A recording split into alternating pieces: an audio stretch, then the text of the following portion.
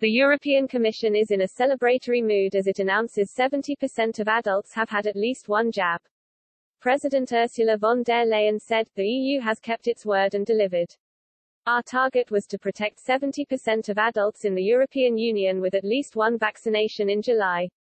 Today we have achieved this target. The proportion of people aged 18 and over having been fully inoculated in the bloc now stands at 57%.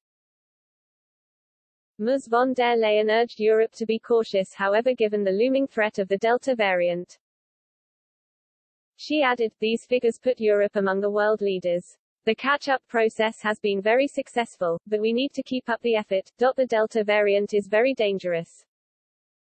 Currently, 60% of American adults have been fully vaccinated, with 69% having been administered at least one dose. In the UK, these figures stand at 70.5% and 88.1%. Irish MEP Billy Callagher tells Express.co.uk that despite a rocky start, the EU's vaccination programme is surpassing the UK's. He said, "There's an acknowledgement that the EU, despite the difficulties with the vaccine at the start, has done incredibly well. It is now surpassing the UK, the US and many others. The EU is the only large entity in the world actually sharing vaccines with other countries. It is doing what it can with the capacity that it has. This has seen in Ireland. I think we are in the top 2% in the world in terms of vaccine performance per head of population. That is the result of a centralized purchase system and the fact we could move vaccines from countries that weren't using them effectively elsewhere. Brussels and London haven't always seen eye to eye on the vaccine rollout, with the two falling out earlier this year. This even resulted in the Commission launching 2 legal assaults on AstraZeneca for the shortages in vaccine delivery.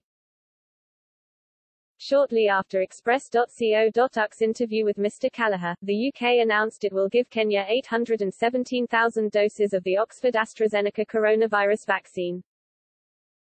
Ministers said the offer would help the nation, which has a population of around 52 million, to combat the COVID pandemic, with the first 400,000 doses due to be sent this week.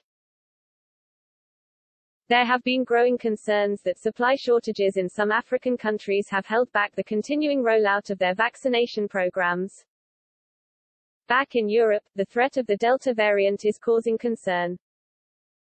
European affairs expert at the London School of Economics, Kevin Featherstone, told Express.co.uk last week that figures in Europe are ready to blame the UK if the recovery in the EU is affected. He said, "In the EU, they don't have the same vaccination rate as the UK, they are concerned about the Delta variant increasing rapidly in the UK, and they think Boris is a bit of a chancer.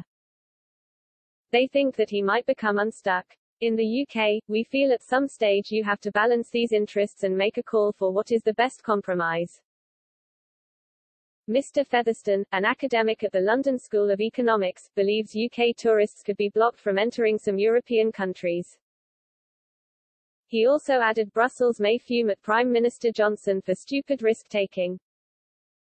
He continued, "Either it works in the UK and this third wave is managed, the darker scenario, is that it doesn't work, we have over 100,000 infections a day and the NHS doesn't cope, and from the European point of view the problem will be what to do with British tourists.